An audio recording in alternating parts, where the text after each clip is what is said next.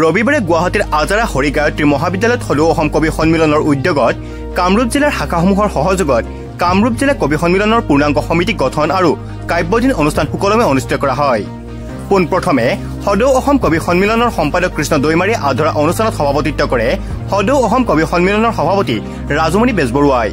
সভাত উপস্থিত থকা বিশিষ্ট ব্যক্তিসকল ক্ৰমে সদৌ অসম কবি সন্মিলনৰ প্ৰধান সম্পাদক পাৰভেজ হুছেইন, আজাৰাৰ হৰিগায়ত্ৰী দাস মহাবিদ্যালয়ৰ অধ্যক্ষা ডক্টৰ বিজু বৰুৱা, সদৌ অসম কবি সন্মিলনৰ নতুন কবিতাৰ সভাপতি ডক্টৰ ইফতিকাৰ আলী আহমেদ, সদৌ অসম কবি সন্মিলনৰ সম্পাদক কৃষ্ণ দৈমাৰী, সদৌ অসম কবি সন্মিলনৰ সাংগঠনিক সম্পাদক মৃণাল কুমাৰ বৰা, সদৌ অসম কবি সন্মিলনৰ ৰাজ্যিক উপ সমিতিৰ যুৱ শাখাৰ সমন্বয়ক পঞ্চমী চৰকাৰ, সদৌ অসম কবি সন্মিলনৰ ৰাজ্যিক সাধাৰণ পৰিষদৰ সদস্যদ্বয় ক্ৰমে শোভন কুমাৰ মেধি আৰু কুমাৰ ৰাহুল, কামৰূপ জিলা কবি সন্মিলনৰ উপ সভাপতি প্ৰভাত বৰদলৈ, জ্যেষ্ঠ সাংবাদিক মনোৰঞ্জন ভট্টাচাৰ্যকে আদি কৰি বহুতো বিশিষ্ট ব্যক্তি উপস্থিত থাকে।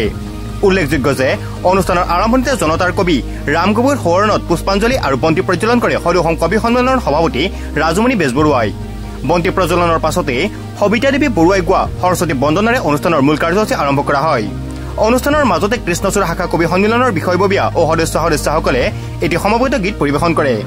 কবি জগন্নাথ কলিতাক সভাপতি আৰু অচ্যুত কলিতাক সম্পাদক, শেৱালী দাস কলিতা, ভৱেশ চন্দ্ৰ ডেকা আৰু মনোৰঞ্জন ডেকাক উপসভাপতি হিচাপে লৈ এখনি 21 জনীয়া পূৰ্ণাংগ সমিতি গঠন কৰা হয়।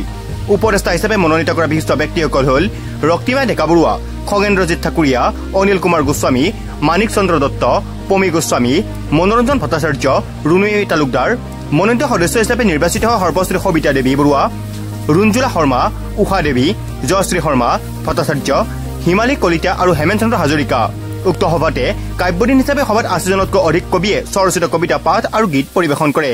সন্মিলনৰ উদ্যোগত কামৰূপ জিলাৰ 5টা শাখা ক্ৰমে ৰঙিয়া শাখা, তাৰপিছত ছয়গাঁও শাখা, তাৰপিছত কৃষ্ণচূড়া শাখা, চমুৰীয়া শাখা আৰু বাইহাটা শাখাৰ সহযোগত আমি কামৰূপ জিলা কবি সন্মিলনৰ পূৰ্ণাংগ সমিতিখন ইতিমধ্যে গঠন কৰা হৈ গৈছে।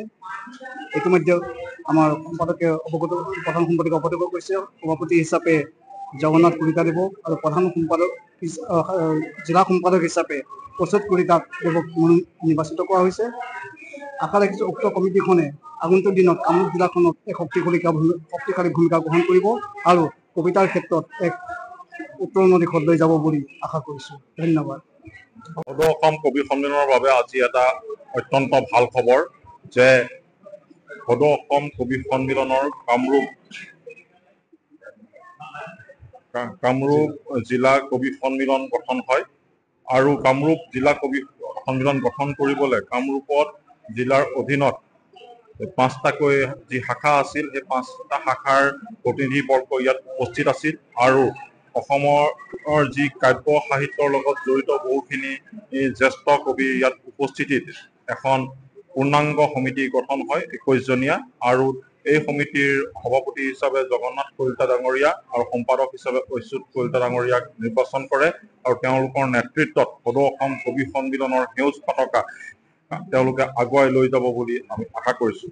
আৰু সদৌ অসম কবি সন্মিলনৰ মাননীয় সভাপতি ৰাজুমণি বেজবৰুৱা ডাঙৰীয়াৰ নেতৃত্বত যি অনুষ্ঠান আগবাঢ়ি গৈ আছে, আজি জিলাৰ সভাপতি মহোদয়ে শপত গ্ৰহণ কাৰ্যসূচী সম্পন্ন কৰে আৰু তেখেতৰ নেতৃত্বত সদৌ অসম কবি সন্মিলনৰ যিসমূহ কেন্দ্ৰীয় কাৰ্যসূচী সম্পন্ন কৰিব তাতো সহযোগিতা আগবঢ়োৱাৰ লগতে জিলাই নিজাববীয়া কিছু কাৰ্যসূচীৰে কবিতাৰ যি সকল কবিয়ে কবিতা চৰ্চা কৰিছে তেওঁলোকক মঞ্চ প্ৰদান কৰিব বুলি আমি আশা কৰিছোঁ। সন্মিলনৰ উদ্যোগত কামৰূপ জিলাৰ বিভিন্ন শাখাৰ সমন্বিত আজি পূৰ্ণাংগ সমিতি এখন গঠন হয় আৰু এই সমিতিখনৰ গঠনৰ ক্ষেত্ৰত আমাৰ সদৌ অসম কবি সন্মিলনৰ সভাপতি মহোদয় আৰু সম্পাদক প্ৰধান দুয়োজনে উপস্থিত থাকে আৰু এই যিখন নতুন সমিতি গঠন হ'ল ইয়াক আমি আমাৰ সদৌ অসম কবি সন্মিলনৰ তৰফৰ পৰা উষ্ম আদৰণি জনাইছোঁ। আশা কৰিছোঁ যে আমাৰ মধ্য অসমৰ নামনি অসমৰ কামৰূপ জিলা গোটেইখিনি তেওঁলোকে সামৰি লৈ এখন পূৰ্ণোদ্যমে বলিষ্ঠভাৱে পদক্ষেপ লৈ তেওঁলোকে আগবাঢ়ি যাব আৰু নামনি অসমত যিহেতু আমাৰ সদৌ অসম কবি সন্মিলনৰ শাখা ইতিমধ্যে আমি ভ্ৰমণতে কম আছে, গতিকে এই ক্ষেত্ৰত কামৰূপ জিলা পূৰ্ণাংগ জিলা সমিতিখনে ইয়াত আগভাগ ল'ব বুলি মই আশা কৰিছোঁ আৰু তেওঁলোকৰ ভৱিষ্যত মই দীৰ্ঘায়ু কামনা কৰিছোঁ, যাতে তেওঁলোকে সফল হ'ব পাৰে। মই সদৌ অসম কবি সন্মিলনৰ মুখপাত্ৰ ডক্টৰ ইফতিকাৰ আলী আহমেদ, মই তেখেতসকলৰ ভৱিষ্যত উজ্জ্বল কামনা কৰিছোঁ। ধন্যবাদ। মই প্ৰথমে আপোনালোকৰ সংবাদ মাধ্যমক আন্তৰিক অভিনন্দন জ্ঞাপন কৰিছোঁ। আমাৰ আজি সদৌ অসম কবি সন্মিলনৰ অন্তৰ্গত কামৰূপ জিলা কবি সন্মিলনখন আজি পূৰ্ণাংগৰূপে সমিতি গঠন হ'ল। এই কামৰূপ জিলাত আমাৰ আজি বহুদিনৰ পৰা আশা সুদীয়া এটা প্ৰচেষ্টাত 5খনকৈ শাখা কবি সন্মিলন গঠন হৈছে আৰু সেই মৰ্মে আমাৰ সদৌ অসম কবি সন্মিলনৰ সাংগঠনিক সম্পাদক শ্ৰীযুত মৃণাল কুমাৰ বৰাদেৱ আৰু আপোনাৰ সদৌ অসম কবি সন্মিলনৰ সম্পাদক কৃষ্ণ দৈমাৰীৰ সহযোগত আৰু তেওঁলোকৰ আপ্ৰাণ প্ৰচেষ্টাত আমি আজি এটা নতুন অনুষ্ঠানৰ বা নতুন সংগঠনৰ জন্ম দিলোঁ। সেয়া হ'ল কামৰূপ জিলা কবি সন্মিলন।